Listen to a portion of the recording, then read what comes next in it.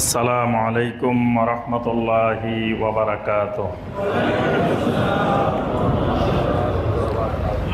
আমরা ইদানিং বিভিন্ন ওয়াজ মাহফিলে এক পক্ষ আরেক পক্ষকে কাফের বলেন। আসলে একজন মুসলমান হিসেবে কাফের শব্দ কখনো বলা যায়? ইমাম আবু হানিফা রহমতুল্লাহ আলাইহি আল ফিকুল আকবরে লিখছেন যে ওয়ালা নুকাফিরু মুসলিমান, আমরা কোনো মুসলিমকে কাফের বলবো না। এটা আহলুস সুন্নাহ ওয়াল জামাতের আকীদা। আচ্ছা, এখন একজন মুসলিম কুফরি কথা বলছে, কুফরি কাজ করছে, তাও কি তাকে কাফের বলবো না? এই ক্ষেত্রে নীতিমালা আছে যে তার ভিতরে মাওয়ানিউত তাকফির থাকতে পারবে না। মাওয়ানিউত তাকফির মানে কাফের বলার প্রতিবন্ধক কোনো জিনিস থাকা যাবে না। যতক্ষণ একটা প্রতিবন্ধকতা থাকবে ততক্ষণ তাকে কাফের বলা যাবে না। প্রতিবন্ধকতাগুলো কি কি? এক নম্বর প্রতিবন্ধকতা জাহালত।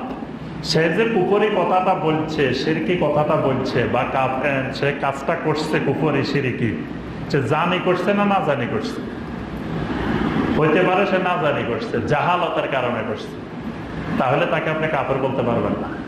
তাকে এলেম দিতে হবে, তার জাহালত দূর করতে হবে, তাকে জানাই দিতে হবে। এটা হলো, তাকে কাফের বলা যাবে না, তাকে এলেম দেওয়াটা ফরজ। সে জাহালতের কারণে বলছে। যেমন কোরআনে কারিমে এরকম অনেক আয়াত আছে, আল্লাহ পাক বলছে আমি কোন অঞ্চলে কোন এলাকায় আযাব দিই না হাত্তা নাবাসা রাসূলা ওয়া মা কুননা মুআযযিবিনা হাত্তা নাবাসা রাসূলা। আমি কোন এলাকায় কোনো আযাব দিই না যতক্ষণ না সেখানে আমার রাসূল পাঠায়। আগে রাসূল পাঠায়, আল্লাহ সেই এলাকায় এলেম দেন জনগণকে। এলেম পাওয়ার পরেও যদি তারা কুফরি করে, শিরকি করে, তারপরে আল্লাহ পাক আযাব নাযিল করে। এক ব্যক্তি মৃত্যুর সময় সন্তানদেরকে ওসিয়ত করছে যে শোনো, মৃত্যুর আগে বলছে যে আমি মারা গেলে আমাকে পোড়াই ফেলবা, পোড়াই আমার ছাইগুলো বাতাসে উড়াই দিবা, যাতে আল্লাহ আমাকে খুঁজে না পায়। কারণ খুঁজে পাইলে আমি যে অপরাধ করছি আল্লাহ আমাকে এমন শাস্তি দিবেন যেটা বর্ণনা করার মতো না। এই জন্য যাতে আল্লাহ খুঁজে না পায়। আচ্ছা, মারা গেছে ঠিক এইভাবে করে দিছে, এটা হাদিসে আসছে, বুখারী মুসলিমের হাদিস। এভাবে উড়াই দিছে, আল্লাহ পাকে একত্রিত করছেন, ছাইগুলোকে একত্রিত করে তাকে ধরছে, বলছেন তুমি এই কাজ করছো কেন, এই কথা বলছো কেন? সে বলছে ইয়া রাব্বি খাশিয়াতুক, হে আল্লাহ আপনার ভয়ে, আপনার আযাবের ভয়ে, যে আপনি যদি আমাকে ধরতে পারেন তাহলে আমার অবস্থা তো শেষ, এই ভয়ে আমি এটা বলছি। তাহলে সেই যে কথাটা বলছে, কাজটা করছে, এটা কুফরি করছে। কিন্তু গাফারা লাহু, নবী সাল্লাল্লাহু আলাইহি ওয়াসাল্লাম বলেন আল্লাহ তাকে মাফ করে দিয়েছে। কারণ মাফ করলো কেন? জাহালতের কারণ, তার ভিতরে জাহালত কাজ করছে। তাহলে জাহালত থাকলে তাকে কাফের বলা যাবে না, তাকে এলেম দিতে হবে। খাতা হলো মাওয়ানিউত তাকফির, মানে ভুলবশত বলে ফেলছে, বলে ফেলছে। একটা কথা বলতে বলতে সে বলে একটা জিনিস কুফরি কথা বলে ফেলছে, শিরকি কথা বলে ফেলছে। আল্লাহ পাক কোরআনে কারিমে বলছেন এটার জন্য, ভুলের জন্য আল্লাহ পাক পাকড়াও করবেন না। ওয়ালাকিন মা তাআম্মাদাত কুলুবুকুম, অন্তর বুঝে শুনে ইচ্ছাকৃতভাবে বললে সেটার জন্য আল্লাহ পাক পাকড়াও করবেন। এর জন্য বলে ফেললে সেটা তাকে কাফের বলা যাবে না। সে যদি পরে বলে না আমি এটা বলে ফেলছি, ওই সময় আমি বুঝতে পারিনি, সে কাফের হবে না, সে তওবা করছে। ৩ নম্বর মাওয়ানিউত তাকফির, সে বাধ্য হয়েছে কিনা দেখতে হবে। অনেক সাহাবীরা বাধ্য হয়ে কুফরি করতে হয়েছে। আম্মার ইবনে ইয়াসার রাদিয়াল্লাহু আনহু কাফেররা মারতে লাস্ট বলছে তুমি যদি মুহাম্মদ সাল্লাল্লাহু আলাইহি ওয়াসাল্লামকে গালি দাও তো তোমাকে ছেড়ে দেওয়া হবে।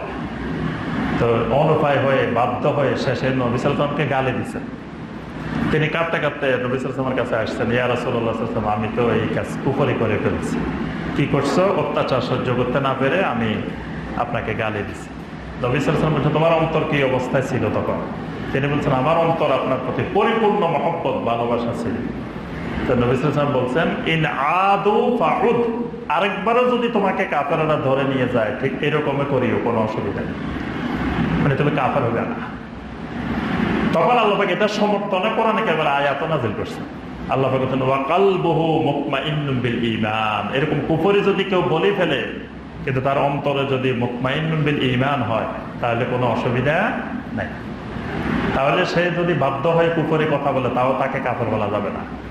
৪ নম্বর মাওয়ানিউত তাকফির হলো সিদ্দাতুল ফারহে আবিল হুসনে, মানে অতি আনন্দে বা অতি দুঃখে সে একই কথা বলে ফেলছে, কুফরি কথা বলে ফেলছে। বেশি খুশিতেও মানুষ হোঁশহারা হয়ে যায়, বেশি দুঃখেও মানুষ হোঁশহারা হয়ে যায়।